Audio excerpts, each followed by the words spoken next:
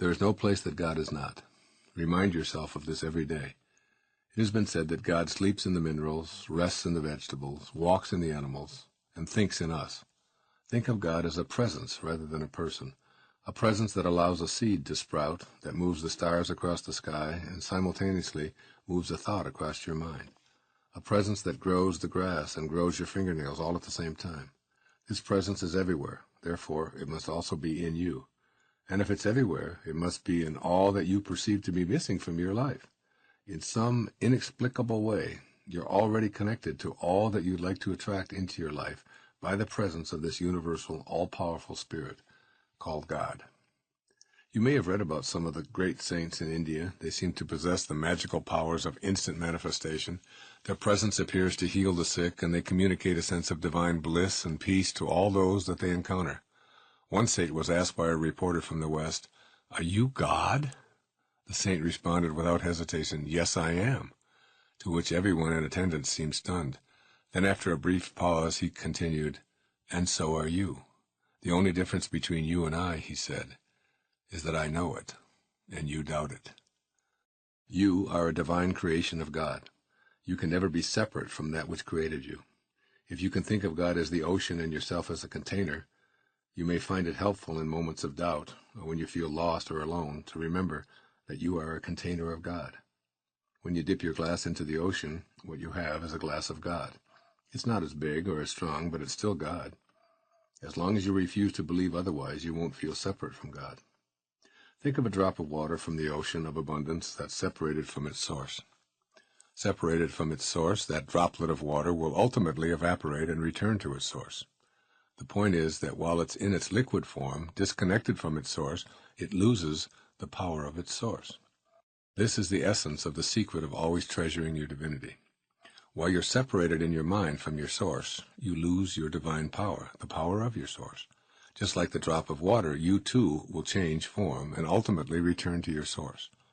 As long as you feel disconnected from God, you lose the power of your source, which is the unlimited power to create, to be miraculous, and to experience the joy of being alive. The drop of water disconnected from its divine source symbolizes your ego. What is your ego? Your ego is nothing more than an idea that you carry around with you everywhere you go. This idea tells you that you are the sum total of what you have, or what you do, and who you are. Ego insists that you are a separate being, that your personality and your body are your essence, and that you are in competition with every other ego to get your share of the pie, which is limited and finite. Therefore, ego asserts you must be wary of others who also want all that they feel they're entitled to. Consequently, ego leads you to believe that there are enemies to be wary of at all times. Since you're separate from them, you must disdain cooperating with them for fear of being cheated. The result is that you have to distrust everyone. Your ego also tells you that you're separate from everything that's missing in your life, and so you must spend a great deal of energy chasing after what's missing. Moreover, because who you are, according to ego, is your body and your personality, you're separate from God. God is outside of you, a force to fear, just like all of those external forces attempting to control you. So you beg this external force to provide you with special powers to overcome all of those other egos who are trying so hard to snare what is rightfully yours. Your ego keeps you in a constant state of fear, worry, anxiety, and stress. It implores you to be better than everyone around you. It beseeches you to push harder and to get God on your side. In short, it maintains your separate status from God and allows you to be terrified of your own divinity. You are a piece of God. You are a divine creation, a being of light who showed up here as a human being in the exact moment you were supposed to. Your body will depart at precisely the right moment as well. But you're not that body you behold, nor are you its personality or any of its possessions and accomplishments. You are the beloved, a miracle, a part of the eternal perfection, a piece of the divine intelligence that supports everything and everyone on this planet. In a world in which this divine intelligence creates everything, there can be no accidents. Every time you experience fear, self-rejection, anxiety, guilt, or hate, you're denying your divinity and succumbing to the influences of that insidious ego mind that has convinced you of your disconnection to God. Author U.S. Anderson wrote an inspiring book many years ago called 3 Magic Words. Mr. Anderson writes about the ability to become a miracle worker and to live up to the ideal of the promise made by Jesus Christ. even the least among you can do all that I have done, and even greater things. The author doesn't reveal what the 3 magic words are until the end of the book, when the reader discovers that the words are, "You are God." Not God in the sense of above all others and better than everyone else, but in the sense of being eternally connected to your source, the ever-present power of love that never abandons you and never runs dry. You can rely on this source if you remind yourself that it includes you at all times. He presents this in Power versus Force. That seems to bring it all home very clearly. Let's attempt to understand all of this through an example. Imagine a bum on a street corner in a fashionable neighborhood. Can you get a picture of that? Bum, street corner, fashionable neighborhood. In a fashionable neighborhood in a big city stands an old man in tattered clothes, alone, leaning against the corner of an elegant brownstone. Look at him from the perspective of various levels of consciousness and note the differences in how he appears. From the bottom of the scale, at a level of 20, the level of shame, this bum is dirty, disgusting, and disgraceful. And that's how you view him, and you know people who do. And you may know yourself as having done that at one time. From the level of 30, which is guilt, he would be blamed for his condition. He deserves what he gets. He's probably a lazy welfare cheat. At 50, hopelessness, his plight would appear desperate, damning evidence that society can't do anything about homelessness. At 75, grief, the old man looks tragic, friendless, and forlorn. At a consciousness level of 100, fear, we might see him as threatening, a social menace. Perhaps we could call the police before he commits some crime. At 125, desire, he might represent a frustrating problem. Why doesn't somebody do something? At 150, anger, the old man might look like he could be violent. Or on the other hand, you might become furious that such conditions exist in the first place. At 175, we're still at levels that still weaken you, pride. He could be seen as an embarrassment or as lacking the self-respect to better himself. And at 200, courage, now we're at the distinction between truth and falsehood and that which empowers rather than weakens. We're at power rather than force. At 200, we might be motivated to wonder if there's a local homeless shelter. All he needs is a job and a place to live. At 250, neutrality, the bum looks okay. Maybe even interesting. Live and let live, we might say. After all, he's not hurting anyone. At 310, willingness, we might decide to go down and see what we can do to cheer this fellow up. Or volunteer some time, perhaps, at a local mission. At 350, acceptance, the man on the corner appears intriguing. He probably has an interesting story to tell. He's where he is for reasons we may never understand. At 400, reason, he's a symptom of the current economic and social malaise, or perhaps a good subject for in-depth psychological study. Now we move to the higher levels. At the higher levels, the old man begins to look not only interesting, but friendly, then lovable. Perhaps we would then be able to see that he was, in fact, one who had transcended social limits and gone free. Maybe a joyful old guy with the wisdom of age in his face and the serenity that comes from indifference to material things. At 600, peace, the highest level any of us will ever attain here. He is revealed as one's own self in a temporary condition. Can you see the difference? Can you see the distinctions between how we look at things?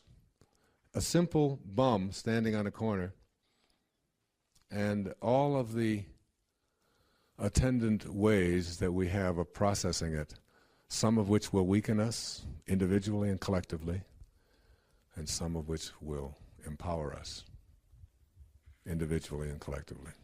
You may never have thought of yourself as a person who has genius residing within you. You may have thought that genius is a word reserved for the Mozarts, Michelangelos, Einsteins, Madame Curies, Virginia Woolfs, Stephen Hawking, and others whose lives and accomplishment have been publicized. But keep in mind that they share the same essence of consciousness that you do. They emanated from the same power of intention as you did. They have all shared the same life force animating them as you do. Your genius is in your very existence, awaiting the right circumstances to express itself. There is no such thing as luck or accidents in this purposeful universe. Not only is everything connected to everything else, but no one is excluded from the universal source called intention. And genius, since it's a characteristic of the universal source, must be universal, which means that it's in no way restricted. It's available to every single human being. It certainly can and does show up differently in every single one of us. The qualities of creativity and genius are within you, waiting your decision to match up with that power of intention. Changing your energy level to access the genius within you. Higher energy is the energy of light, which is a way of describing spiritual energy. The 7 phases of intention are the ingredients of this spiritual energy. When you shift your thoughts, emotions, and life activities into these realms and deactivate the lower energies of the ego, the God force within you begins to take over. It's so automatic that it travels faster than your thoughts. This is why your thoughts about how you did it are so bewildering. The higher energy level actually transcends thought, moving into vibrational harmony with the source energy of intention. As you release ego-dominated thoughts, which convince you that you're doing these amazing things and you are responsible for these unbelievable accomplishments, then you begin to tap into the power of intention. This is where the genius that you truly are resides. I'd like you to consider what may seem like a radical idea. Genius can show up in as many ways as there are human beings. Anything in any field that anyone has ever accomplished is shared by you. You're connected to every being that has ever lived or ever will live, and you share the same exact energy of intention that flowed through Archimedes, Leonardo da Vinci, the Virgin Mother, and Jonas Salk. You can access this energy. At the deepest level, all things and all people are composed of vibrations organized into fields that permeate the entire structure of the universe. You share these vibrations, and you are in this field. The starting point is knowing and understanding that this level of creativity and functioning called genius resides within you. Then begin to deconstruct doubts about your role here. Make a commitment to raise your energy levels to vibrate harmoniously with the field of intention, despite attempts by your ego and other egos to dissuade you. Expanding your reality. Pay attention to yourself in ways that allow the expansion of the infinite possibilities that you're potentially capable of. You may decide, as I have, that repairing an automobile and surfing in the ocean aren't what you're going to enjoy doing. You leave these activities to others, and you use your genius to engage in pursuits that please and attract you. Expand your reality to the point where you pursue what you love doing and excel at it. Involve yourself in the high energy levels of trust, optimism, appreciation, reverence, joy, and love. That means love for what you're doing, love for yourself, and love for your genius, which allows you to immerse yourself in any activity and enjoy the process of experiencing it fully. Trusting your insights. The process of appreciating your genius involves trusting those inner flashes of creative insight as being worthy of expression. Never, but never regard any creative thought that you're having as anything other than a worthy potential expression of your inner genius. The only caveat here is that these thoughts must be in vibrational harmony with the 7 phases of intention. Inner thoughts of hatred, anger, fear, despair, and destruction simply don't foster creative insights. The low-energy, ego-dominated thoughts must be replaced and converted to the power of intention. Your creative impulses are real, they're vital, they're worthy, and they crave expression. The fact that you can conceive of them is proof of this. Your thoughts are real, they're pure energy, and they're telling you to pay attention and get that connecting link to the power of intention polished up through living at different levels than you've accepted as normal or ordinary. At these levels, everyone is a genius. Appreciating the genius in others. Every person you interact with should feel the inner glow that comes from being appreciated, particularly for the ways in which they express their creativity. A core theme which strengthens the flow of the power of intention is wanting for others as much as you intend for yourself. Appreciating the genius in others attracts high levels of competent energy to you. By seeing and celebrating the creative genius, you open a channel within yourself for receiving the creative energy from the field of intention. Human beings are multidimensional. We don't get that. We think we're just one-dimensional. Maybe two we'll get in. We don't see that there's 18, 20, 50, hundreds of dimensions that are all part of this transitional process called humanity. And that when you get this inside of you, that death is no longer anything to be terrified of. It's just you understand, you know, it isn't a belief, it isn't a faith, it isn't a religious thing. It's an understanding that you can't kill thought. And form never dies. It is always just in transition. And if you just ask yourself the question, am I a body with a soul, or am I a soul with a body? And if you know that you're a soul with a body, if you know that you aren't this body, and that you've been in many bodies already. You've been in this little body, and then in this 12-year-old body, and this 18-year-old body. You've been in all these bodies. When there's no form left to any of them, you take on a whole new approach to this terrifying thing called aging or dying. I had to address the Florida Council on the Aging last week. I was the keynote speaker. And I got up there and I said, and there were all of these people who work with aging people and all of these older people and so on. And I got up and my opening line was, "You've asked me to be the keynote speaker on a subject that I don't believe in. I don't believe in aging. You can't age thought. You can't age spirit. You can't age divinity. You can't age feeling. You can only age form." And I know that's not just me. And that's what this whole thing is about. That's really what we're talking about. Understanding that who you are, because you can't touch, feel, grab, and do all that stuff you can do with that pile of bones and gristle and veins and things like that. And because you can't get a hold of all of that, doesn't mean that it doesn't exist, any more than the wind doesn't exist because you can't get a handful of it. No one has ever seen the wind. You can't see wind. You can't hold wind. You can't smell wind. You can't touch wind. You can only see the results of wind. That's all. You know that wind exists, but nobody's ever seen wind. How can you do that? So it exists independent of whether you can touch it or grab it or not. And as you get into this awakening process, this highest level that frees you from all of the stuff that immobilizes most people, all of the anguish, all the depression, all of the having to get ahead, all of the accumulation anxieties, all the type A behavior and the hurry sickness that we suffer from, that stuff becomes something in the past that is just thought. It's just there. And you'll never, ever be knocked around by it again. So thought is an endless energy that goes on and on. And if you know that that's who you are, this ability to think. And for the skeptics, I would suggest to you that what you do is you think about everything that's ever happened to you up until this moment and understand that all of it, up until right now, in this moment that you are alive, is in the realm of thought. You can't touch any of it. You can't have any of it. And yet it's very real for you. You can get very emotional about it. You can have experiences through that thought, but you can't ever have it. You can't ever touch it in the form sense.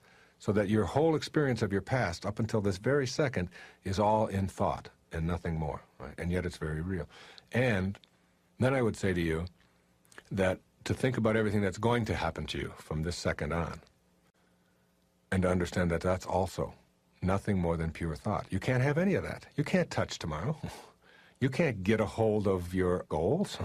You can't have those and dissect them and treasure them. You can't take tomorrow's BMW and drive it. That's all just thought. And yet you can also have the experience within your form, within yourself, through thought. So your whole past and your whole future are a thought. So that only leaves you with now. Then what you do is you look at now and you look at all the things that are important to you, that you want for yourself. And you start with your children and your wife or your husband and your co-workers and your parents and all of these people. And you understand that the only way you can ever experience them in the moment is through thought, through your mind. You can't do it any other way. You can't get behind their eyeballs and be them. That's the limitation of form. So you can only do that through thought. And then you take all of the stuff that you want to accumulate and you begin to see that that's only thought too. That's only thought. You can't be a diamond. You can't be a new house. You can't even have it. You can't even own it. It is only in your mind that you do something with it. And you can experience it, but you can't have it.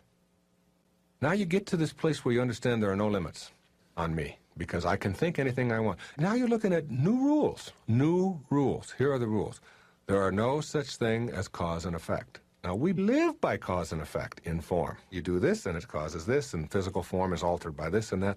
But in thought, you don't have to have a cause and effect. In other words, if you're doing something in thought and you want to change the thought to something else, or if you're right now in Chicago but you want to be in Afghanistan, you just go there. You can go there and you don't have to get on a train, and you don't have to fly. You don't have to do any of that. In thought, you don't have to have cause and effect. That place of no limits is how you start looking at everyone and everything in the universe. And you begin to look at all the stuff that we get really hung up with owning, and you start saying to yourself, if it's in my life, it's fine, and if it's not, that's okay too. And you look at your relationships and you find out that almost everything you fight about, you're fighting about stuff that doesn't even exist, isn't even real for you. What's real is just how you think and what you fill yourself with. And if your thoughts are harmony and ease and serenity and love, and that's all you have to give away, then that's what you start giving away. You can be anything, you can do anything, you can go anywhere. I think of it like an actor on a stage. You sort of see your form going through these motions. Like, we produce a series of tapes, all right? So that's one of the motions that it goes through. In order to do that, we got to fly to Chicago. In order to do that, you got to drive through rainstorms. And you just sort of watch your form go through all of these things. But there's another part of you, the real divine part of you, the real you, that sort of just stands back like an actor on a stage and says, these are just emotions that I'm going through, but that isn't really me. I'm much more divine and much greater than all of that. I'm much bigger and grander than all of that. And you start seeing the perfection behind everything that you're doing. And you never worry again about your form wearing out or about dying or any of those things. They become meaningless. In the Tao, it says that a victory in war is to be celebrated by mourning, because it still gives evidence that we have not found our divine nature. If you love those who love you, what virtue lies in that? Even the morally weak love those who love them. And if you're good to those who are good to you, what virtue lies in that? Even the morally weak do that. Love your enemies. Be good to them. Share with them without expecting anything in return. Then your reward will be rich, and you will be sons of the Most High. He is kind to the ungrateful and the wicked. Be compassionate like your Father. How much of that do we practice on our planet? Divine love is a love that we have inside of us because it's the only thing we have to give away. That's all we can give away. Again, Patanjali, when you are steadfast, this is who Jesus was. This is who Rumi was. This is who Shams of Tabriz was. This is who Muhammad was. This is who Buddha was. When you are steadfast, which means there's no ego, when you are steadfast in your abstention of thoughts of harm directed towards yourself and others, that all living creatures will cease to feel fear in your presence. That's who St. Francis was. I've been to Assisi. Some of you were there with me. How many? Who was there? Look, so many of you were there with us last year, just a year ago, a little over a year ago. Do you remember the lecture in Assisi? When I stood there and St. Francis just entered my body, and literally I just lost it. I couldn't speak for 7-8 minutes. It was overwhelming, the love. And everyone in the room just stood up and just held their hands out. You can reach this level of consciousness. There's a great Indian poet. His name was Tagore, Rabindranath Tagore. In 1927, he wrote a collection of poetry called the Gitanjali. This is what he said about the ego. I went out alone on my way to my tryst. But who is this me in the dark? I step aside to avoid his presence, but I escape him not. He makes the dust rise from the earth with his swagger. He adds his loud voice to every word I utter. He is my own little self, my Lord. He knows no shame. But I am ashamed to come to thy door in his company. That's the ego. That's the part of us that we have to transcend. That's where we have to go within and recognize who we truly are. And who we are is divine love. When Jesus was asked, who is God? He said, God is love. And he that dwelleth in love dwelleth in me, and I in him. It's just love. That's all Rumi is about. It's about love. It's about love for the beloved, love for the divine, love for that place within us that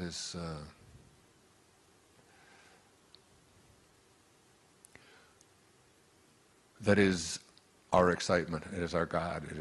It's what God is. Whatever excites you is the part of you that is saying, this is my Dharma, this is what I'm here for. And you know what it's always about? It's always about serving. The miser who loves his gold gets no love from the gold. There's no love in gold. The reason the miser is so exquisitely happy with his gold is because of the outpouring of love that he has for it. That's what he feels.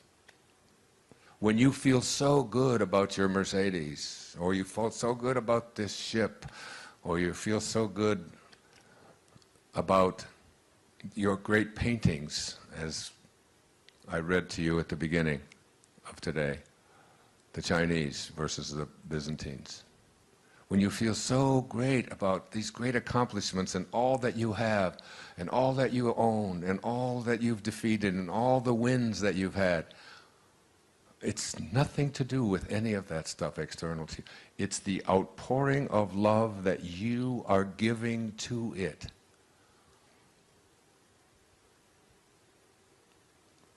And you can't have love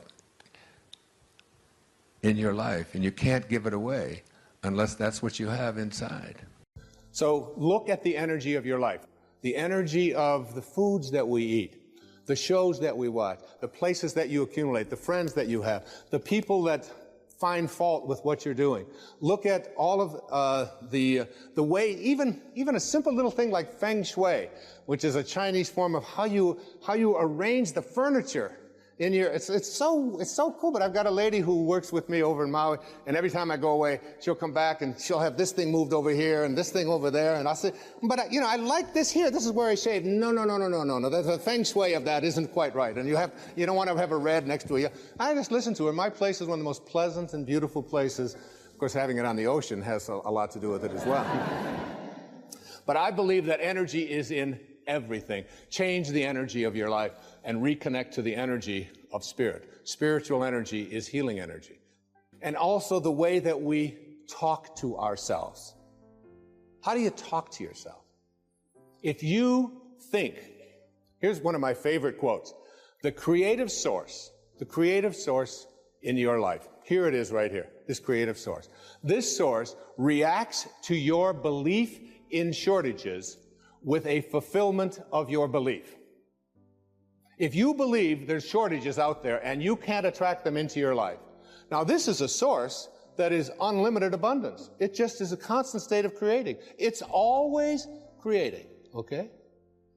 So it doesn't know anything about shortages. If you come to this source with a belief that there are shortages in terms of your life, it will fulfill your belief. If you believe that you can't be healed, that it's just impossible for you to be healed, if you believe you can't be happy, if you believe that you have to be miserable, if you believe that you can't attract the right person, if you've got something that you want to fund, some project that you want to fund, and you can't get it funded, and you come to this source with a belief in shortages, it will fulfill your belief. It only knows how to be. Remember what I said earlier. You are at one with this, and you are also at one with all of its principles. And you have to contemplate yourself as connected to, in harmony with, in rapport with this. It's like what I'm asking you to do in this program. I'm asking you to see yourself at every moment of your life when you're having a thought, when things aren't working, when you're not feeling well, when the right people aren't there. You could say something to yourself. I heard people say this, I tell people always, think from the end. Think from the end. So I was talking to a man one day down in where I work out in the gym, and I said to him, he's been sick, he's got nose running, he's got, Snoopy's running out of his nose, he's got, it's disgusting. And I said, how long have you been sick, Marty? You will never believe this answer. He said, in 3 weeks, it'll be a month.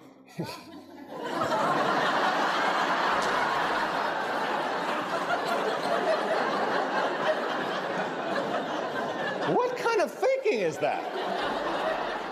And if it doesn't work out for some reason, I don't use blame, I don't get anger, I just simply say to myself, this is the way it is supposed to be, and I'm at peace with it. I choose to be at peace because this is peace. You want to watch the resistance. What kind of self-talk do we have? If you think about what is missing in your life, and you talk to other people about what is missing in your life, and you share a lot with what's missing in your life. I'm missing the right person. My soulmate has never showed up, I'm missing the money. I don't have them. And you talk about all the things that are missing in your life. Here's your connection to Source. Remember, you're always connected. The question is, are you ready to stop living at ordinary levels of consciousness? Are you willing to live at a spiritual level of consciousness in which you are in rapport with that which provides everything? So if you're thinking about what's missing and you go to this universal source asking to have fixed what is missing in your life, you'll have your belief in what's missing continue to be refocused for you. In the Old Testament it says, as a man thinketh, so is he. If you think about what is missing, don't be surprised if you keep attracting what's missing into your life. If you think about what always has been, then don't be surprised if what always has been is what keeps showing up in your life. Because thoughts are energy. And the thought of it's always been this way and there's nothing I can do, resistance. What emotion am I feeling? Frustration. I want to change that. What is my guidance system? I'm going to see how in harmony am I with this energy of Source, with the energy of intention. How in harmony with it am I? The source of all doesn't know anything about things being missing. There's nothing missing in this universal source, and you emanated from that. You are a piece of that. If you're always thinking about what they want for you, and there's no shortage of them, they're called relatives. I'm going to write a book someday that's going to be called Your Friends Are God's Way of Apologizing for Your Relatives.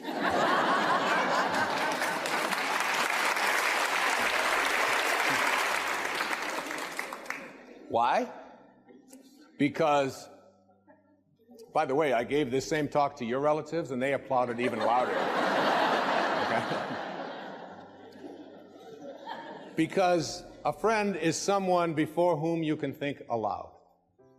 A friend is not someone who makes demands on you and tells you what you should be doing or what you shouldn't be doing. There are very often, because we believe that we're related to people, we have talk, and then what happens with us is that we start talking to other people about what they want for us. And we despise what they want for us. We get angry at them for even wanting that for us, and then we get surprised when what they want for us keeps showing up. See, self-actualizing people, Abraham Maslow once said, the difference between self-actualizing people, the highest functioning people, and everybody else is that self-actualizing people must be what they can be. Self-actualizing people must be what they can be. What can you be? What can you be? I hope it is as obvious to you as it is to me that the collective ego will benefit when we transcend our individual egos. You, as a single individual, have a sacred quest. That quest involves coming to your higher spiritual nature and inviting it to show you the way of the sacred self in your daily life. This means denying the demands of your ego if those demands contradict the guidance of your higher self. Our world is a collection of individuals urged on by the loving presence within all of us to achieve the sacred quest personally and collectively. The world will become a peaceful, fulfilled, cooperative, loving, truthful, tolerant, and pure environment as the individual parts that make up the collective consciousness restrain their egos. As is the microcosm, so is the macrocosm. The whole behaves precisely as does its individual parts. Many people I speak to tell me that they feel powerless to affect the global community. They believe that, given the scope of the world's problems, their efforts are so infinitesimal as to be insignificant. They simply are not seeing that it is precisely through a change in individual consciousness that the world will be transformed. All of the problems that we face as a group reflect those we have individually. The world is encountering a spiritual deficit that reflects our need to consciously get on the path of our sacred quest. The solution to individual and global problems is to overcome the spiritual deficit. When you make the shift in consciousness, allowing yourself to be an agent of heightened awareness, you are contributing to the transformation of our world. You are not separate from the other souls on this planet. You share the identical energy that embodies the souls of Rwanda and Pakistan, for example. You are the lamp, and God is the electricity. It flows through you as surely as it flows through all living things. When you make the decision to choose the guidance of your higher self over your false self, you have plugged into the divine inner energy. When you run your life based on the principles of the higher self, you are contributing to the transformation of the entire world. You must strengthen your will to choose the sacred path when your ego calls you a fool for believing there could ever be a world without war. If your ego can convince you, you will become part of the collective ego's falseness.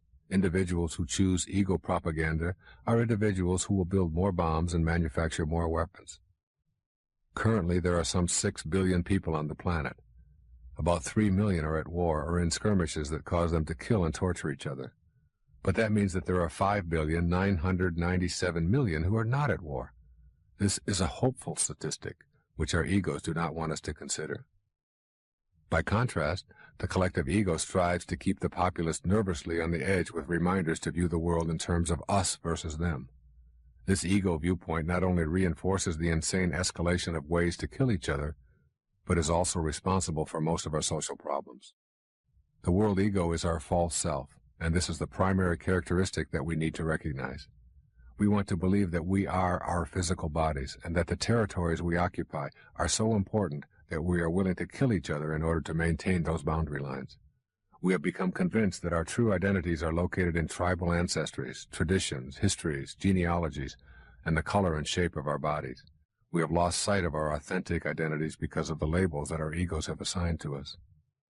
Our egos have coalesced into a worldwide false perception of ourselves based on an unwillingness to know our true spiritual nature. Although all of our spiritual leaders have reminded us of our divinity and implored and even commanded us to love one another, the world ego has won this battle and produced ancient enmities and uncountable horrors in the long history of humanity. As you travel the path of your sacred quest, you will help to dispel the absurdity of specialness that the ego so assiduously promotes. You will see an end to this kind of thinking in your life and on a worldwide scale as well. The higher part of ourselves that I have talked about on this tape reacts to a vision that is infinite. This is assuredly not the vision of the ego. The ego is just as cowardly on a collective scale as it is on an individual basis. The world ego is frightened of a mass appeal to overcome our spiritual deficit. When people face inward and embrace a more loving perspective, the power of the sacred self will create change not only in the community but in the entire world as well. The world ego will do all that it can to prevent this kind of inner approach. It will ridicule those who promote meditation, peaceful demonstrations, and the love of God as a way out of the morass of social evils. It is just as true on the collective level as it is on the individual plane. The higher self urges you to simplify and to avoid contributing to anything that hurts others or increases the separation from your spiritual source. When Madame Blavatsky talked about who the leaders of the spiritual revolution would be, she said that these leaders will be Ordinary people. Regular, everyday folks. School teachers, musicians, artists, cab drivers, regular folks. And these people will speak out with a voice. And this voice will be heard. And then the bureaucracies will fall in line and begin to reflect what it is that this consciousness is instituting in our people. And if you look at the people who have been instrumental in changing consciousness in the last 25 years, you look at the people whose programs you listen to through Nightingale Congress and ask what are their backgrounds. You find out that they're salesmen. Marianne Williamson was a singer, a nightclub singer.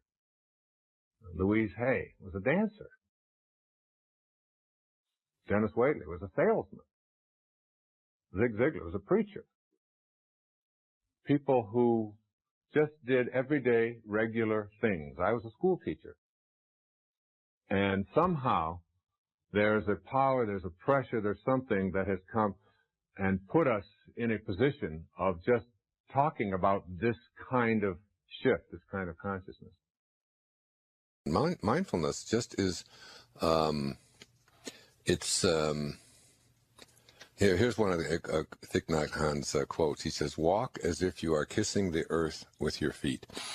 It's a practice of putting your mind and your consciousness onto exactly where you are in the moment and being able to find beauty. It's one of the great teachings that I learned as a young man is that looking at beauty in the world is the very first step in purifying the mind. To be able to find beauty. I remember the story I told of Viktor Frankl when I was with him in 1978 on a panel in Vienna, the great Viktor Frankl, who wrote Man's Search for Meaning. And he said that they would give, we had lunch after that, just the two of us. I was very, very touched, and it was one of the most memorable moments of my life. And he said to me, when we were given a bowl of dirty water with a floating fish head in it, and that was our protein for the day. And he said, you had to be able to find a way to find beauty in that.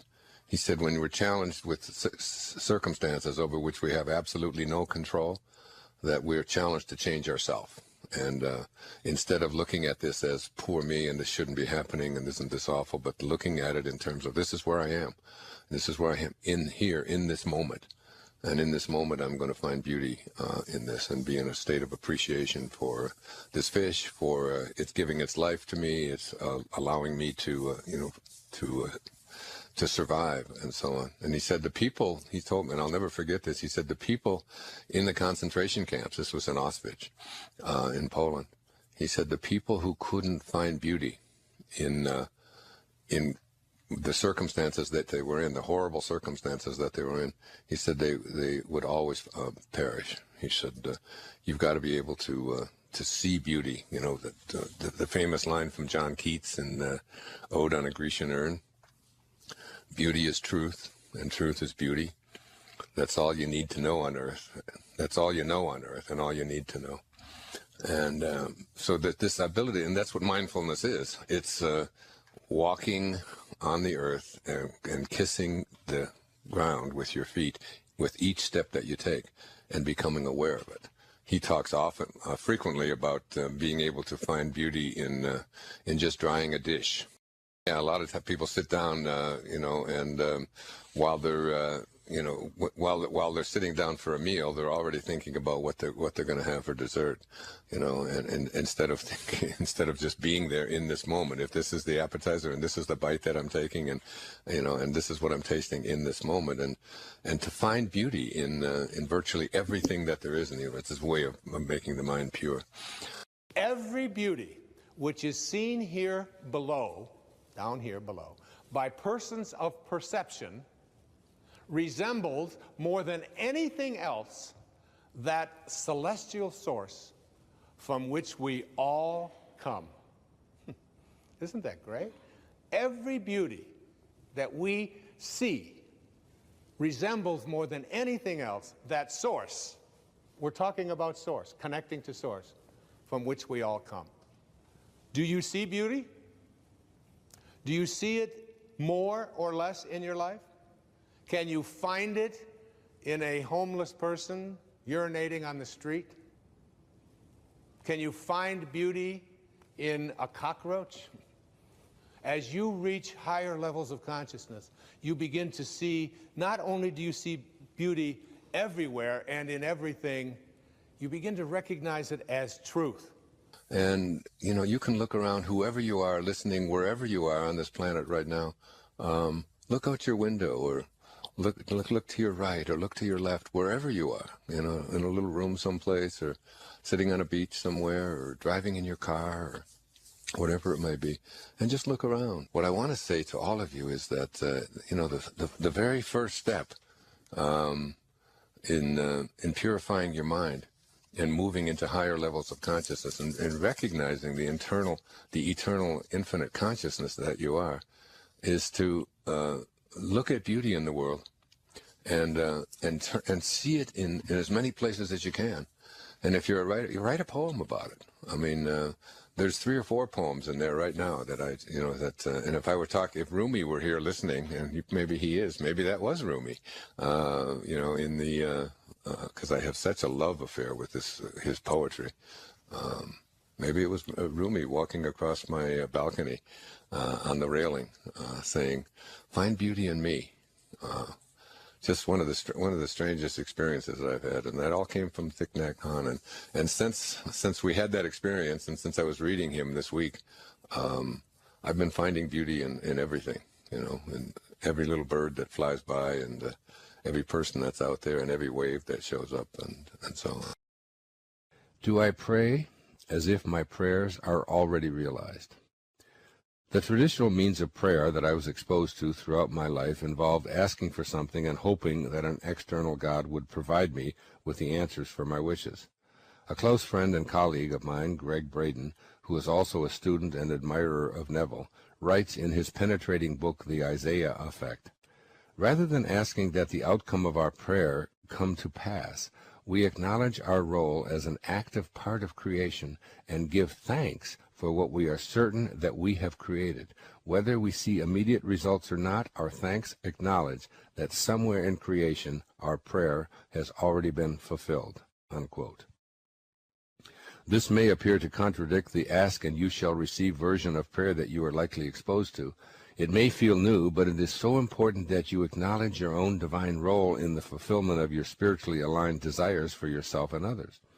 A vision is within your imagination as you enter into your sacred practice of prayer, one that is so strong you can already feel its fulfillment in your own body.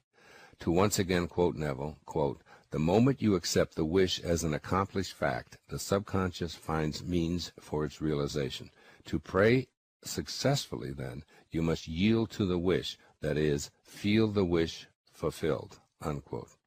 Being a piece of God, and therefore altogether God, as a part of the entire process of creation, you become an active participant in your own private prayerful moments. Consider shutting out your senses completely, along with all of the evidence they continually place before you, because you are, in your prayers, going to attempt to feel what they, that is, your senses, will most assuredly deny. Perhaps describing what I do will help you. When I pray, I always yield to the wish that I have for myself, my loved ones, and the entire planet, and all of its inhabitants, rather than attempting to force my wish or to have God take over and do my bidding for me. In my mind, I see my wishes as accomplished, and I experience what that feels like, savoring the feeling in my body. I stay in a profound state of gratitude. My prayer is without effort. Rather, it is felt as an already accomplished fact. I then act as if what it is I am praying for is my truth, even if my senses and all those about me give evidence to the contrary. I'm not asking for special favors because I do not believe in an ego-constructed deity who plays favorites, or who has the ability to heal everyone, yet withholds these favors because he or she is looking for something from me. I'm a part of the entire business of creation. I am divine consciousness, and I never forget it. I know I have the capacity to make conscious contact with my source of creation. There's no fear of insulting a mythical God. In the I Am Discourses, Saint Germain says, quote, I say to the students in all sincerity, there is no possible way of attaining a quality or a desired attribute without claiming it, unquote. With this in mind, I claim peace, health, happiness, joy, prosperity for everyone I know in my life. I claim peace and contentment for myself, for humanity, and the entire world. In my prayers, I give thanks for my mysterious role in all of this, and I reprogram my subconscious mind so I feel this in my body. I leave my sacred prayer time and go about the activities of my life, whatever they may be, with this feeling within me. I am not discouraged by what my senses might be reporting. I have left all ideas of time and timing behind, and I trust in the I Am presence that is my true identity. Often at night I engage in prayerful visualization. I visualize faces of people I know who have crossed over and left the outer world, people I've seen in the media but have never met, and people I knew as a child. I surround them with love. I see the love, and I feel it for them and myself. I am calling in the I Am presence. As the I Am Discourses teach, quote, the undesirable moves out, and the I Am presence moves in, and you find that you have truly entered into a new world, filled with the happiness and perfection you have always known existed somewhere within your own heart, unquote. This is prayer to me. And when I emerge from these moments of prayer, it's as if I've attended a movie and seen the successful end of the film, even though I may not have been shown precisely how that ending was achieved. This is not only the great power of prayer, it is also the power of a wishes-fulfilled life.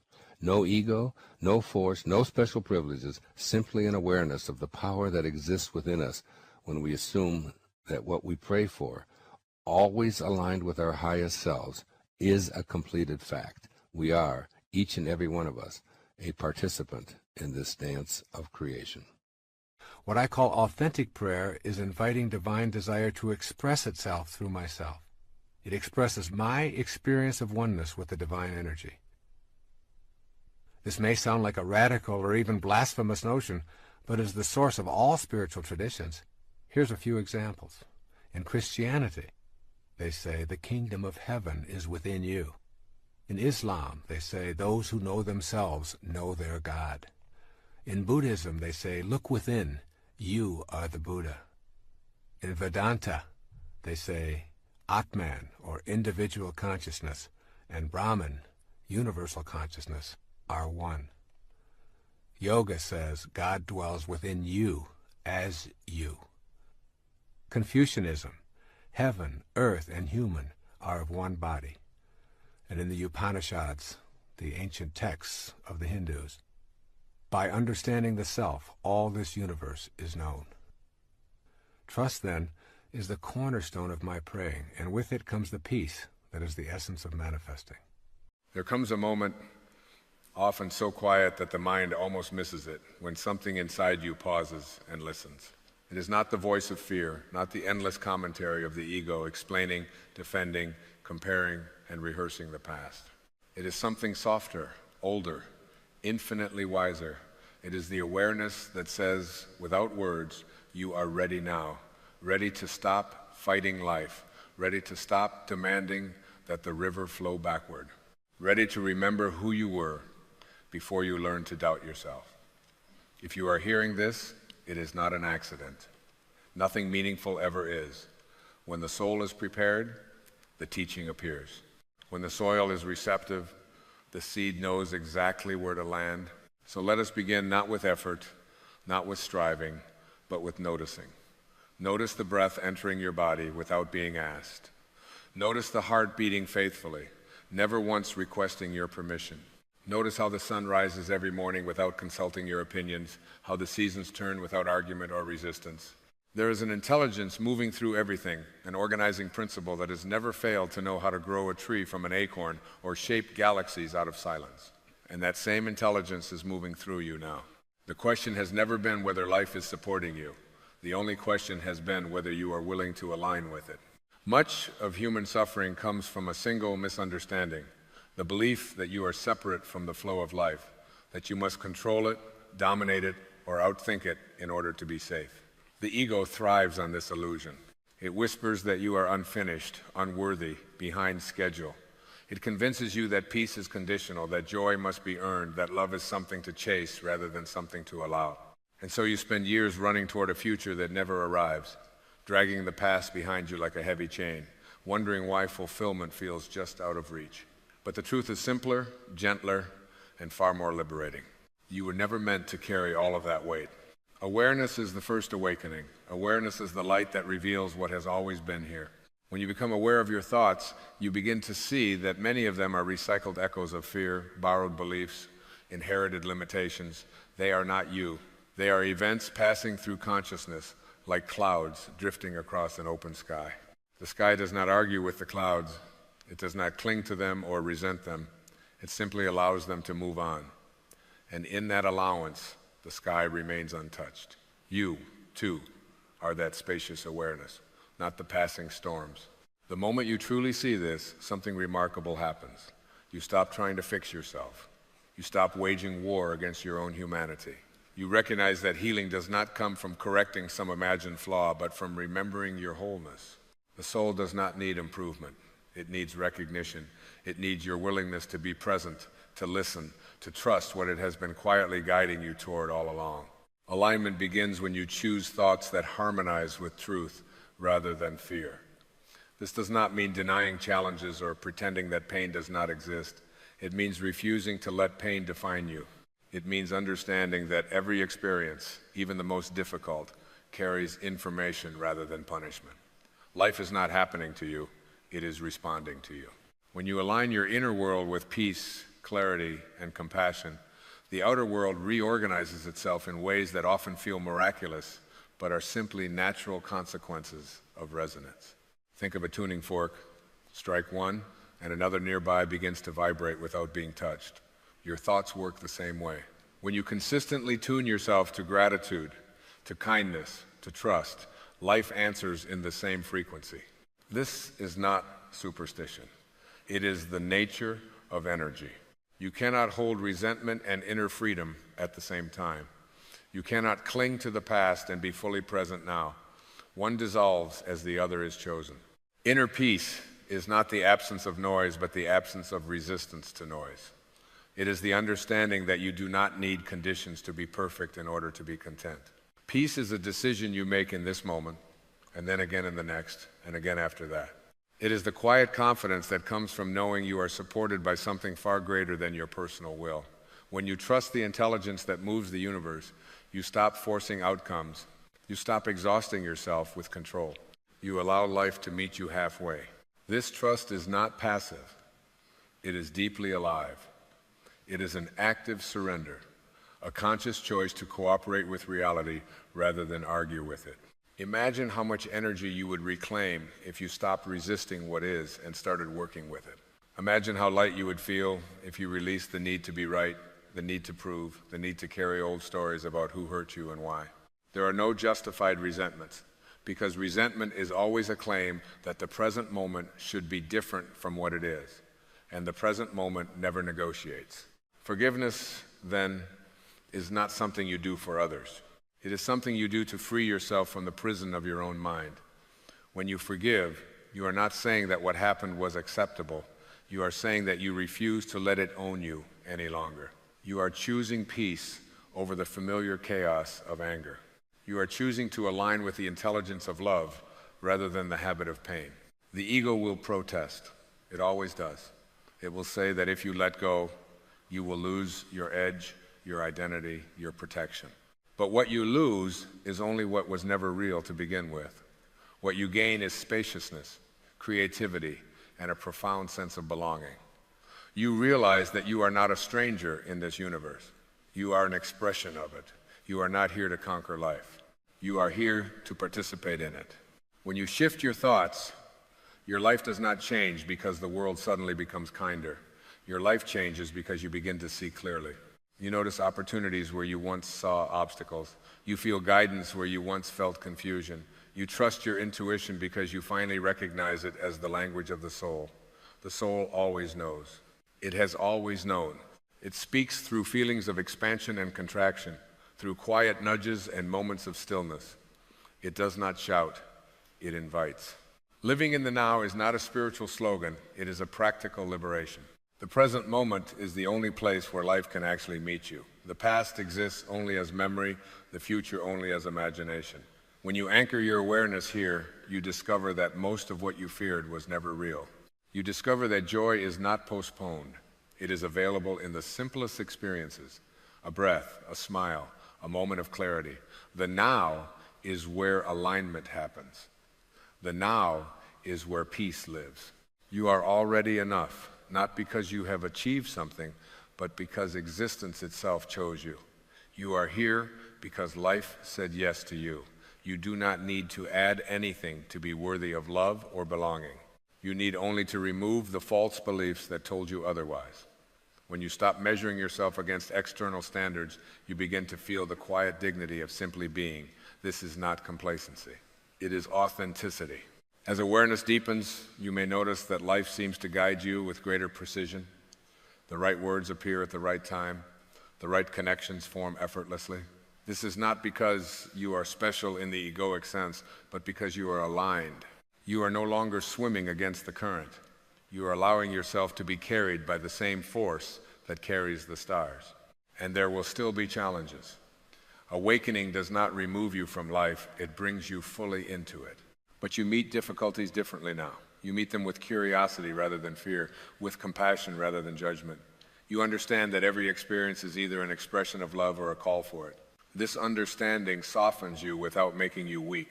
It strengthens you without hardening your heart. When your soul is ready, reminders appear.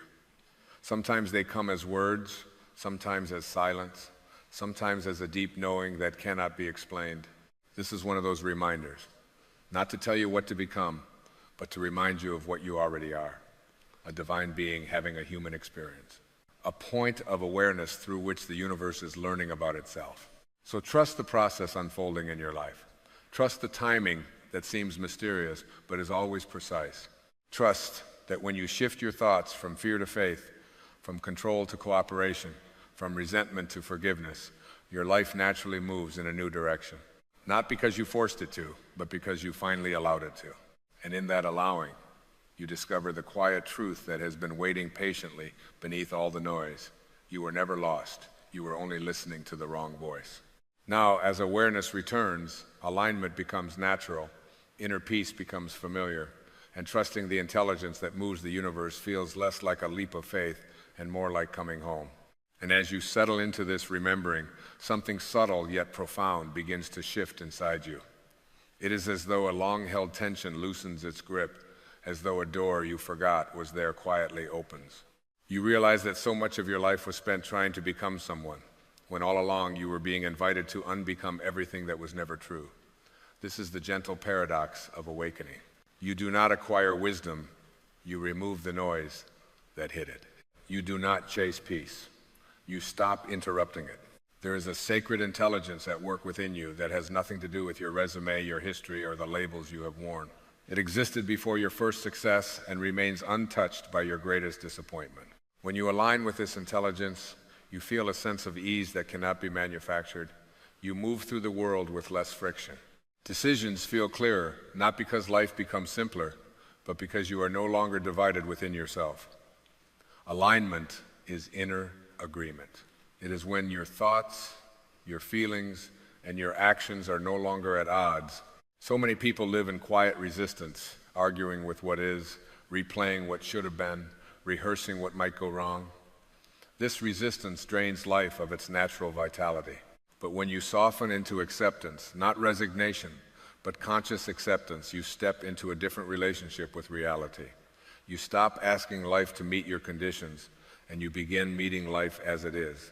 This is where freedom lives, not in controlling outcomes, but in releasing the illusion that control was ever possible. The ego, clever and persistent, will attempt to reclaim its authority. It will dress itself up as logic, as caution, as responsibility. It will say, be careful. Don't trust too much. Don't let go yet. And you need not fight it. You simply observe it. Awareness does not argue. It witnesses. And in witnessing, the ego loses its grip because it thrives only when it is believed without question. The moment you see it as a pattern rather than an identity, its power dissolves.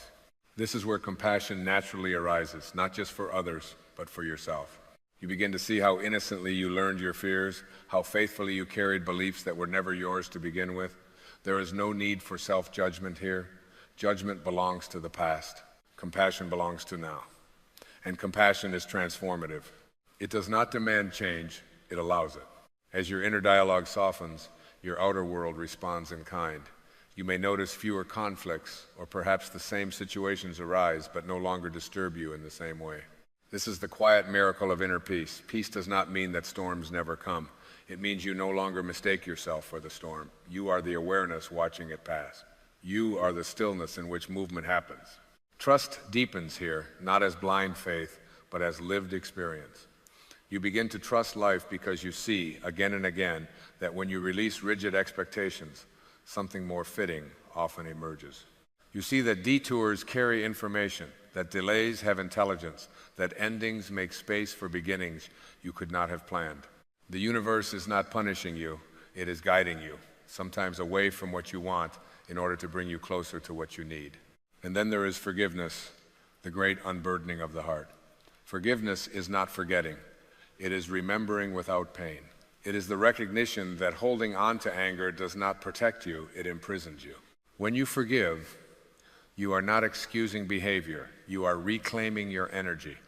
You are choosing to no longer carry the emotional weight of moments that have already passed. This choice is radical. It frees you from the past and returns you to the only place where power exists, this moment. In this moment, you are whole. In this moment, nothing is missing. In this moment, you are enough, not because life has validated you, but because you are life expressing itself uniquely through you. This is not philosophy meant to be admired. It is a truth meant to be lived. When you live from this understanding, comparison fades. Envy loses its appeal. You stop measuring your worth against someone else's path. You honor your own timing, your own rhythm. Living in the now becomes effortless when you realize that the present moment is not something to master, but something to enter. It is always open. It does not ask for credentials. It simply asks for your attention. When your attention rests here, anxiety loosens because the future is no longer being imagined as a threat. Regret softens because the past is no longer being relived as identity. You are here, and here is enough.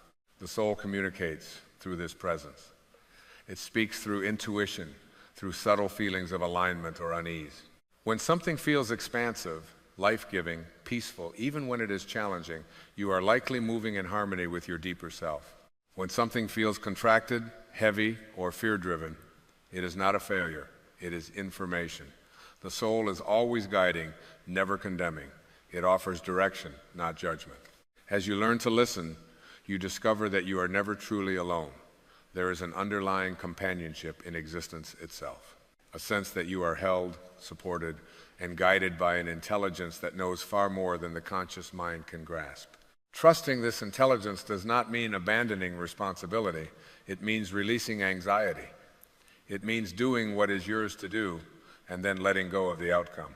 It means planting the seed and trusting the soil. And so your life begins to move differently, not with force, but with flow. You notice synchronicities that once would have gone unnoticed. You feel gratitude not as a practice, but as a natural response to seeing clearly. Gratitude arises when you recognize that life is not withholding from you. It is constantly offering, moment by moment, opportunities to awaken, to heal, to remember. This is the deeper promise hidden within every spiritual teaching, that peace is not somewhere else, that fulfillment is not delayed, that you do not need to become someone new in order to be free. You need only to return to what you already are: awareness, presence, love in motion. When your soul is ready, reminders like this appear not to give you something, but to remove what is no longer necessary, to help you lay down the armor you no longer need, to invite you into a life guided not by fear, but by trust. And as you continue to shift your thoughts, gently, patiently, your life continues to reorganize itself around that inner clarity. Not all at once, not dramatically, but faithfully, quietly, in exactly the way it always has, when you finally stop resisting the intelligence that moves the universe and allow yourself to move with it. And as this movement with life becomes more familiar, You begin to notice something extraordinary hiding in plain sight. Effort starts to dissolve. Not the kind of effort that brings care and presence to what you do, but the exhausting effort of proving, defending, and becoming. You see how much energy was spent trying to secure a sense of worth, as though value were something fragile that could be taken away. In this seeing, a quiet relief washes through you. You recognize that worth was never negotiable. It was never on trial. It was inherent, like the warmth of the sun or the depth of the ocean. This recognition changes the way you relate to yourself. The inner critic, once loud and relentless, begins to lose its urgency. You no longer take every thought personally. You understand that the mind was trained to scan for danger, to anticipate loss, to protect an imagined self. And you thank it for its service, even as you gently refuse to let it run your life. You are not here to silence the mind. You are here to place it in service to something greater than fear. From this place, kindness arises naturally, not as a moral obligation, but as an expression of clarity. When you see that others, too, are navigating their own inherited fears and unconscious patterns, judgment softens. You stop needing to be superior or separate. You meet life with curiosity rather than condemnation. This does not make you naive, it makes you wise. Wisdom sees complexity without losing compassion. You may begin to feel a deeper intimacy with ordinary moments. A cup of tea becomes a meditation. A walk becomes a conversation with life. Stillness is no longer uncomfortable. It is nourishing. Silence is no longer empty. It is full of presence. In these moments, you are not trying to extract meaning from experience. Meaning reveals itself effortlessly when you are fully there. And there is a growing trust in timing. You stop rushing what wants to unfold slowly. You stop clinging to what is clearly asking to be released. There is a sense that life has its own rhythm, one that cannot be hurried without consequence. When you align with this rhythm, patience is no longer a discipline. It is a natural response to understanding. You know that forcing ripeness only spoils the fruit. The past begins to loosen its hold, not because you push it away, but because you no longer feed it with attention. Memories may still arise, but they do not define you. They are chapters, not the book. You honor what they taught you, and then you let them rest. The future, too, becomes lighter. You plan when planning is useful, and then you release the rest. Anxiety fades when you realize that life has never required you to have all the answers in advance. There is a growing sense of cooperation with what is. You notice when you are in alignment because things feel simpler, even when they are challenging. You notice when you are resisting because tension appears, both in the body and in the mind. These sensations become guides rather than problems. The body, too, is part of this intelligence. It speaks through comfort and discomfort, ease and strain. When you listen, it leads you back into balance. You begin to understand that healing is not linear. It unfolds in spirals, revisiting familiar places with new awareness. Old patterns may resurface, but now you meet them with gentleness instead of frustration. You see progress not as perfection, but as presence. Each time you choose awareness over reaction, you are free in that moment. And freedom, you realize, is not a destination. It is a practice of returning. The idea of control continues to soften.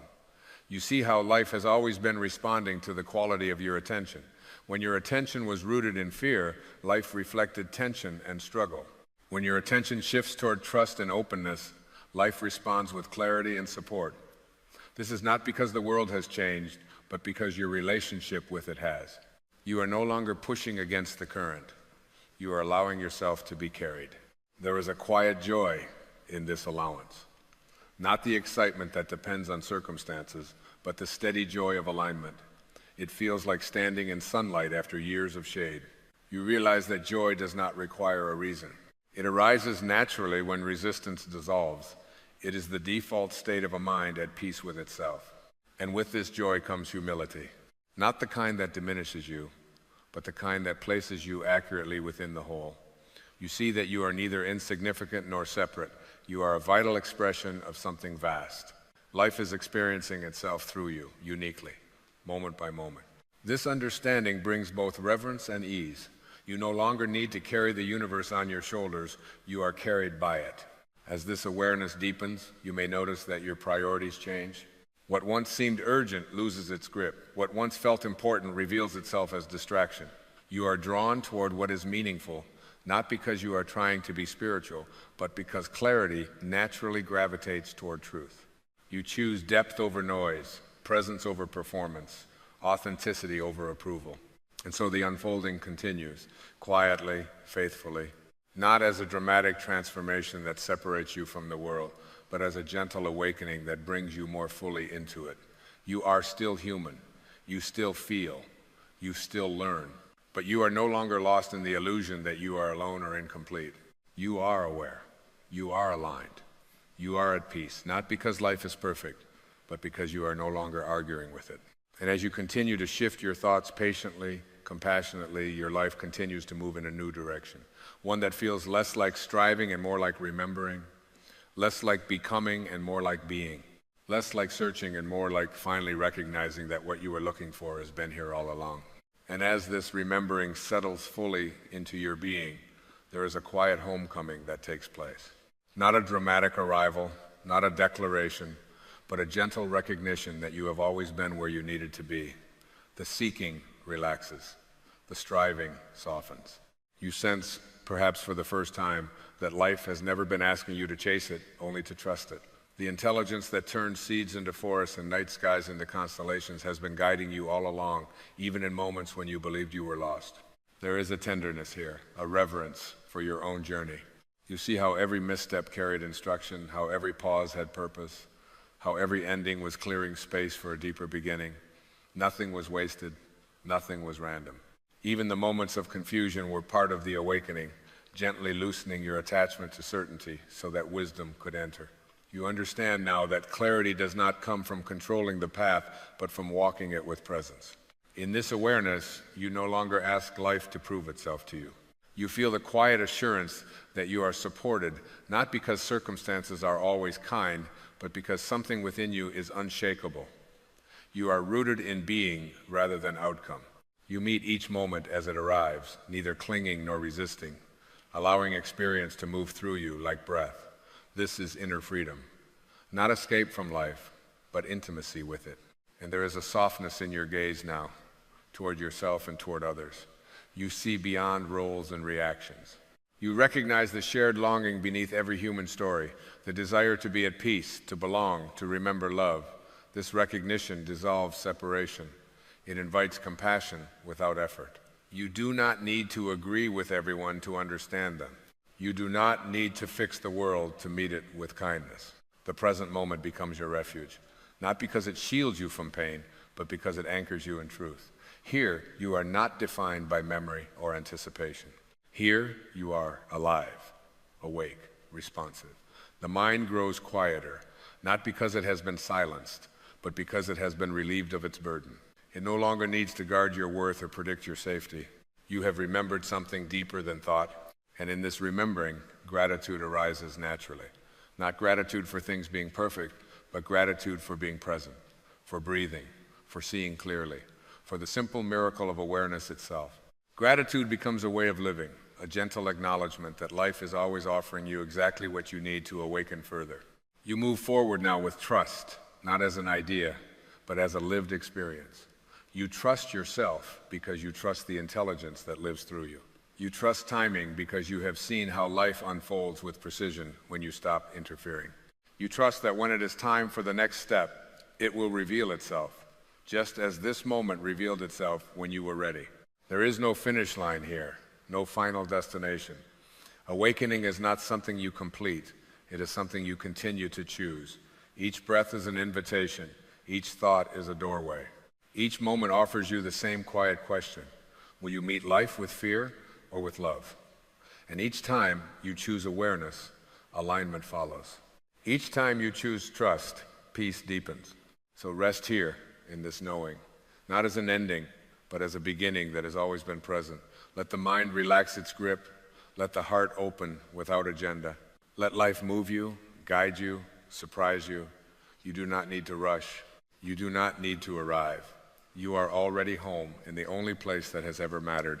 And as you continue on, gently, patiently, may you remember this truth whenever the world feels loud or uncertain. When your soul is ready, the path appears. When you shift your thoughts, your life moves naturally in a new direction. And when you trust the intelligence that moves the universe, you discover that it has always been moving you toward peace.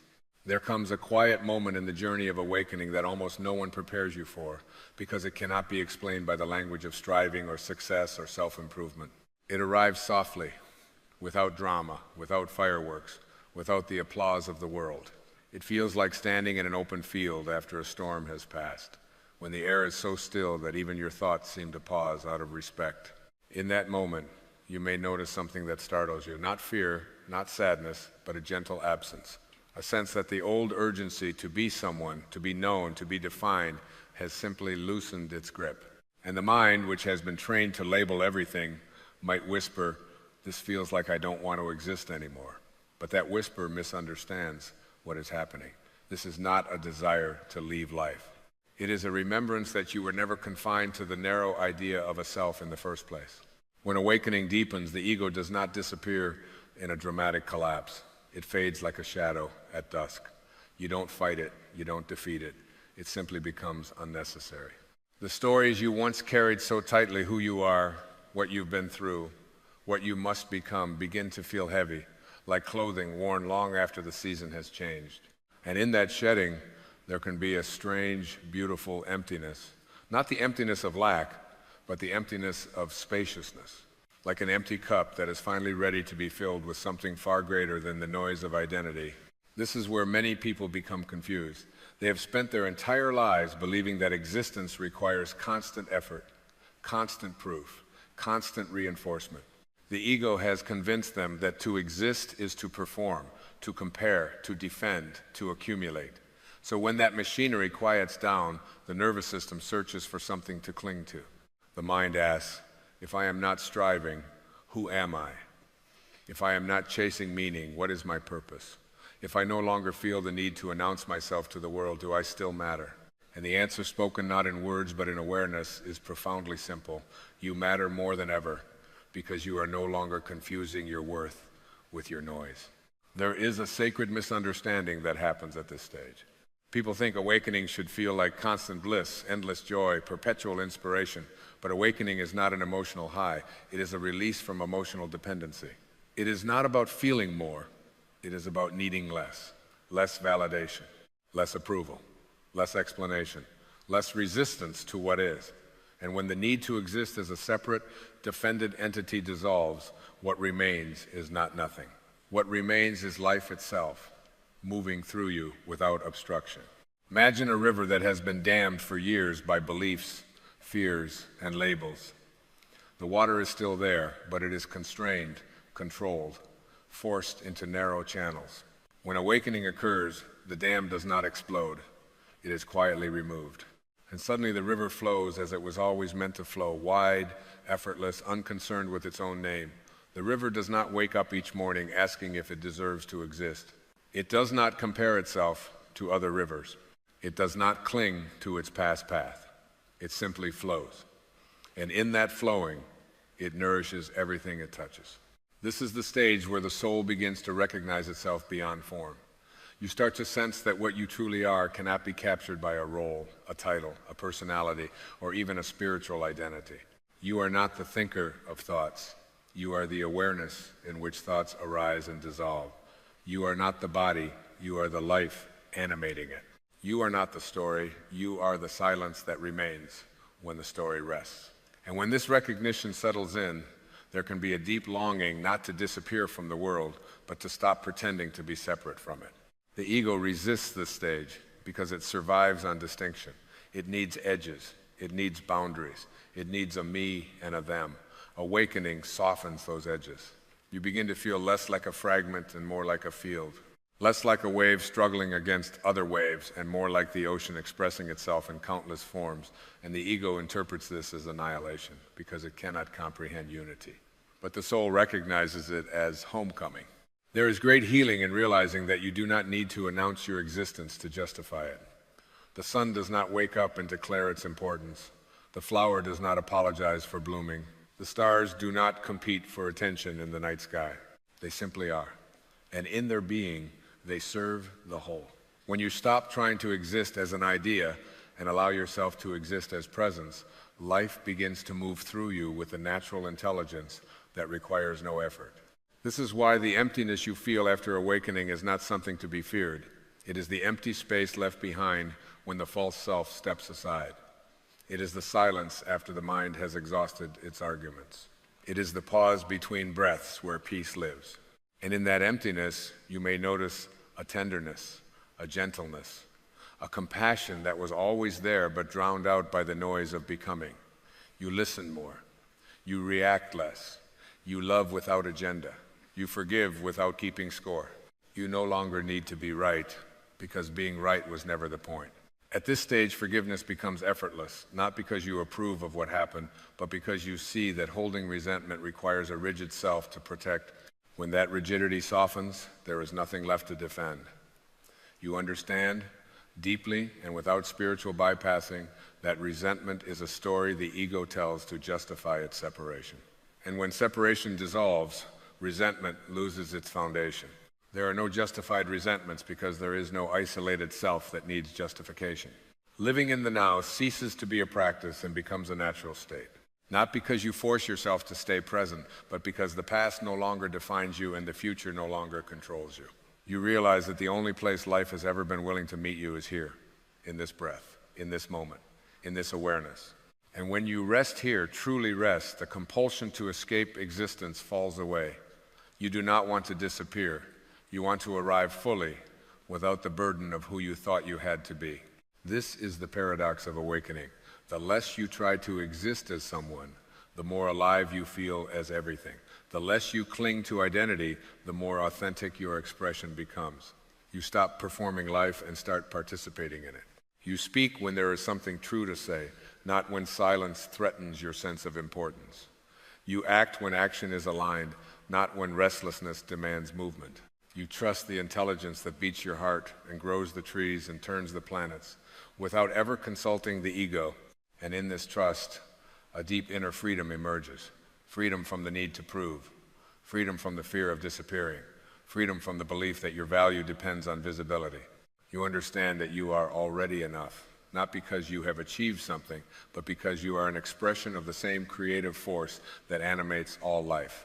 Nothing in nature strives to be worthy. It simply fulfills its function. And your function, at the deepest level, is to be conscious, loving presence in whatever form life chooses to express through you. So if you find yourself in this quiet stage where the desire to exist as a separate self is fading, do not rush to label it or fix it. Do not mistake peace for emptiness or silence for absence. This is not a withdrawal from life. It is an intimacy with life. You are learning to live without the armor of ego, without the noise of constant self-reference. You are discovering that you do not need to disappear to be free. You only need to let go of who you were never meant to be. And as you rest in this understanding, life will continue, simpler, truer, lighter. You will still laugh, still create, still love, still serve. But you will do so without the invisible weight of identity pressing down on every moment. You will exist, yes, but not as a problem to be solved or a story to be defended. You will exist as presence itself, quietly, powerfully, unmistakably alive, flowing with the same wisdom that has always known exactly how to be. And as this quiet unfolding continues, something even more subtle begins to reveal itself. You notice that life no longer feels like a task you must complete or a puzzle you must solve. It feels more like a melody you are listening to from the inside. You are not outside the music trying to understand it. You are inside it, moving as it moves, resting when it rests, rising when it rises. The old urgency to control the rhythm fades, and with it goes the fear that something essential might be lost if you stop trying. You begin to sense, perhaps for the first time, that nothing real has ever depended on your effort to hold it together. This is where the mind may attempt one last subtle maneuver. It may say, if I no longer strive, will I become passive? If I stop defining myself, will I disappear into nothingness? But awareness smiles gently at these questions because it knows the truth that words struggle to carry. You are not dissolving into nothing. You are dissolving into everything. The drop does not lose itself when it falls into the ocean. It loses only the illusion that it was ever separate from the ocean in the first place. And in this realization, there is a deep compassion that begins to awaken not just for others, but for yourself. You look back at the years spent proving, striving, defending, and you no longer judge them harshly. You see them as necessary steps, as the costume the soul wore while learning how to remember itself. You forgive yourself for the moments you tried too hard, for the times you believed you had to earn love, for the years you mistook exhaustion for purpose. Forgiveness here is not an act, it is a recognition that you were always doing the best you could with the level of awareness available at the time. As identity loosens, you may notice that emotions still arise, but they pass through more freely. Sadness no longer feels like a threat to your existence. Joy no longer needs to be captured or prolonged. Fear may still knock on the door, but it no longer takes over the house. You have learned something essential. Feelings are weather, not the sky. Thoughts are visitors, not residents. And you, at your core, are the spaciousness that allows all of it to come and go without being diminished. This is where healing truly deepens. Not the healing that fixes a broken self, but the healing that reveals there was never anything broken at all. You begin to understand that much of what you called suffering was resistance to what is. A refusal to let life be as it is in this moment. When resistance dissolves, suffering loses its grip. Pain may still arise, but it is no longer layered with the story of why me, or this shouldn't be happening. It becomes sensation, information, movement, nothing more, nothing less. You start to live with a quiet reverence for ordinary moments, the way light enters a room, the sound of your own breathing, the simple presence of another human being without needing to extract anything from them. You realize that enlightenment was never about transcending life, it was about finally inhabiting it fully, honestly, without the filter of who you thought you were supposed to be. At this stage, the desire not to exist transforms itself into something far more accurate, the desire not to pretend. Not to pretend you are separate, not to pretend you are incomplete, not to pretend you must constantly become something else to justify your presence here. You see that existence does not require effort, it requires allowance. Life is already happening, awareness is already present, love is already flowing. The only thing that ever stood in the way was the belief that you had to manage it all. And so you begin to trust, not blindly, not naively, but deeply. You trust the same intelligence that digests your food without instruction, that heals a wound without your involvement, that orchestrates the vast movements of the universe without ever asking your permission. You stop micromanaging your own becoming. You allow yourself to be lived by something wiser than the thinking mind. This is not surrender as defeat, it is surrender as alignment. In this alignment, your actions become simpler and more powerful. You speak from clarity rather than compulsion. You help not to feel needed, but because compassion naturally expresses itself when there is no ego blocking the flow. You rest without guilt. You say no without explanation. You say yes without fear. You no longer need life to look a certain way in order to feel at peace, because peace is no longer dependent on conditions. And perhaps most quietly miraculous of all, love changes its shape. It is no longer something you fall into and out of. It is no longer something you barter for or protect. Love becomes your natural state of perception. You see others not as roles or projections, but as expressions of the same consciousness looking back at itself through different eyes. This does not make you detached.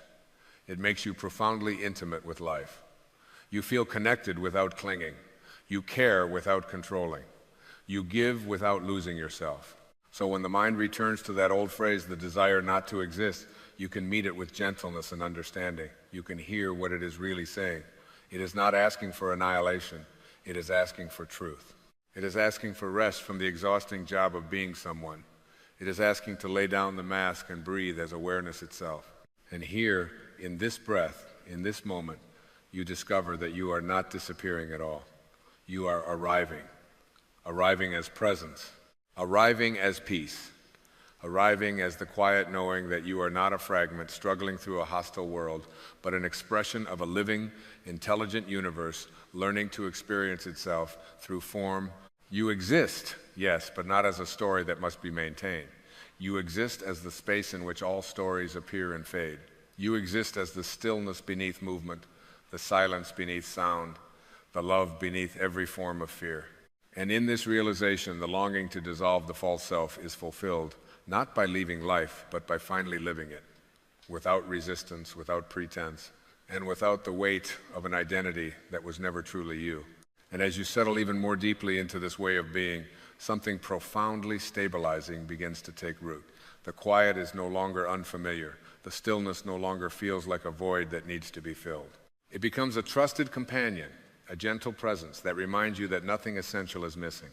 You notice that when the mind grows silent, life does not stop. In fact, it becomes richer, more textured, more alive. Without the constant narration of the ego, experience feels direct, immediate, unfiltered. Colors seem softer yet more vivid. Sounds arrive without interpretation. Moments unfold without needing to be named. You begin to understand that awareness does not need content to justify itself. Silence is not the absence of life. It is the field from which life arises. And in that field, you are held without effort. This is where the soul exhales. This is where the nervous system learns that it is safe to rest.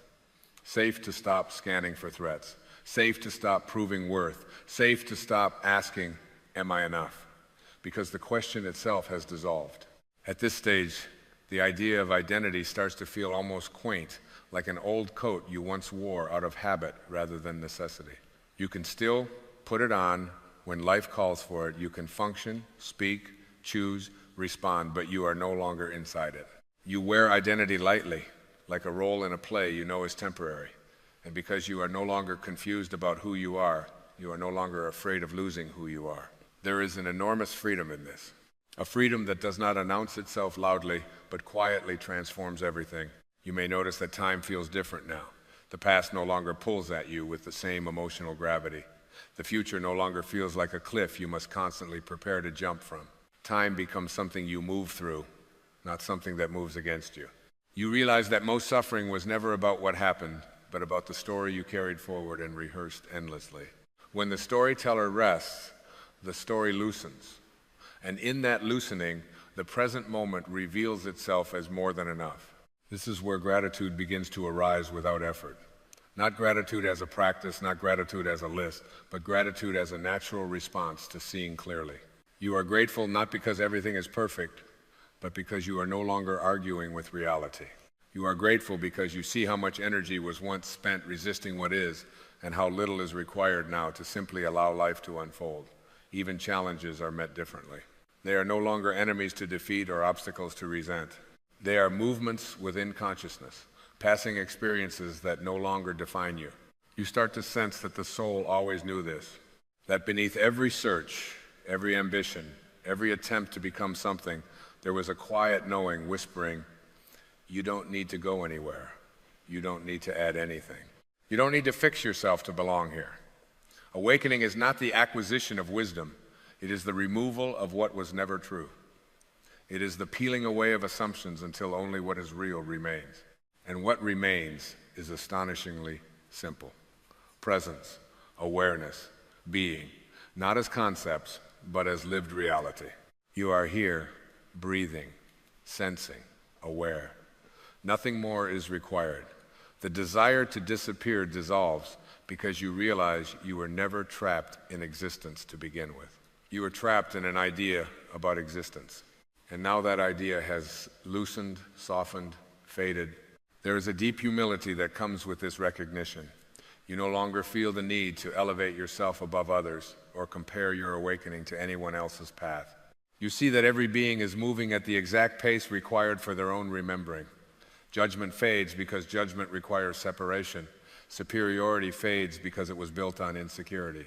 What remains is respect for life, for timing, for the intelligence that moves through all things. In this space, service becomes effortless. You no longer help others to feel valuable or needed. You help because love moves naturally when it is unobstructed. Sometimes that help is action. Sometimes it is silence. Sometimes it is simply being fully present with another human being without trying to fix them. You understand now that presence itself is healing. That being deeply with someone, without agenda or projection, is one of the greatest gifts you can offer. And so the awakening continues, not upward, not outward, but inward and inward still, deeper into simplicity, deeper into truth, deeper into the realization that you are not a problem to be solved, but a mystery to be lived. Life no longer feels like something happening to you. It feels like something happening as you, through you, with you. You rest more often now, not because you are tired, but because you no longer believe rest must be earned. You allow joy when it comes and let it go when it leaves. You allow sadness without building an identity around it. You allow uncertainty without demanding immediate answers. You trust the unfolding, even when the path is unclear, because you have seen what happens when you stop interfering with the natural intelligence of life. And quietly, gently, without fanfare, you realize that this was always the point, not to become extraordinary, but to remember the ordinariness that is sacred. Not to transcend humanity, but to inhabit it fully without the burden of ego. Not to stop existing, but to stop resisting existence as it is. You are here, you are aware, you are alive, and nothing else needs to be added to make this moment complete. And with this balance, something settles that feels almost like gravity returning in a gentler form. You are not floating away from life, you are landing inside it. The earlier sense of dissolving, of thinning out, now reveals its deeper purpose. It was never meant to leave you ungrounded. It was meant to clear the noise so that you could finally feel the quiet solidity of being, not the heaviness of obligation, but the steadiness of presence. You discover that awakening does not remove you from the world. It places you more firmly within it, but without the friction of resistance. You begin to sense a rhythm to this unfolding. Expansion followed by grounding. Silence followed by engagement. Stillness followed by movement. The ego once tried to control this rhythm, insisting that growth must always look like forward motion, upward motion, constant motion. Now you see that life breathes, just as you do. There is an in-breath of awareness, a retreat into quiet, and there is an out-breath of expression, action, and relationship. Balance is not something you manufacture. It is something you allow by no longer interfering. At this stage, the fear of losing yourself gives way to a surprising realization. You were never truly present before. You are always leaning into the next moment or bracing against the last. Now, presence has weight. It has texture. You feel yourself inhabiting your body without needing to escape it. Sensation is no longer a distraction from spirituality. It is an entry point into it. The simple act of standing, walking, breathing becomes intimate, sacred, whole. You also begin to notice that clarity does not demand certainty. The ego was addicted to answers, to definitions, to conclusions. Awareness is comfortable with openness. You no longer rush to name what is happening or to fit it into a spiritual framework. You trust that understanding unfolds in layers and that not knowing is not a failure but a doorway. Mystery stops being threatening and starts feeling like companionship. Life does not need to be solved to be lived. Here, compassion deepens again, but this time it is balanced with discernment. You do not absorb everything. You do not rescue everyone. You do not sacrifice your inner stillness to meet the chaos of the world. Instead, you meet life from center. You engage without entanglement. You care without collapsing. You give without depletion. This is not detachment. It is alignment. You are learning how to remain rooted in awareness while participating fully in human experience. You see now why the earlier longing to disappear arose. It was the psyche's way of saying, I cannot continue at this pace of self-definition. It was not a rejection of life, but a rejection of fragmentation. And now, as integration occurs, that longing softens into something more mature, more embodied. A quiet willingness to be here without armor, to exist without commentary, to live without the constant inner narration of who you are supposed to be. Balance also reveals itself in how you relate to thought. You do not silence the mind, you befriend it. Thoughts come and go, but they no longer dictate your identity. You use the mind when it is useful and set it down when it is not. There is no war within you anymore. No part of you is being pushed away in the name of spirituality. Everything is included. Nothing is idolized. This inclusion is what creates stability. You may notice that your sense of purpose shifts here. Purpose is no longer a destination you are racing toward. It becomes a quality you bring to whatever is in front of you. Presence becomes purpose. Integrity becomes purpose. Kindness becomes purpose. You stop asking, what am I meant to do with my life? And start living in a way that lets life express itself through you naturally. And in doing so, you often find yourself doing exactly what is needed without strain. This is where awakening matures. It stops being an inner event and becomes a way of living. You pay attention, you listen, you respond rather than react. You notice when you are drifting into old patterns and gently return, without judgment, without drama. Balance is maintained not through effort, but through awareness. Awareness notices imbalance before it becomes suffering. And so the journey continues, not as a dramatic ascent or a final arrival, but as a living, breathing equilibrium. You are awake enough to see through illusion, grounded enough to live in form, humble enough to keep learning, and present enough to keep loving. The ego is no longer the driver, but it has not been exiled. It has been re-educated. It serves rather than rules. You no longer want to disappear, and you no longer need to assert yourself. You simply remain open, available, rooted. And in this remaining, life flows through you with a quiet confidence that does not seek recognition. You are here fully, without excess and without lack. The plot does not rush forward or collapse inward. It breathes, and you breathe with it. Balance between being and becoming, silence and expression, emptiness and form, exactly where you are meant to be.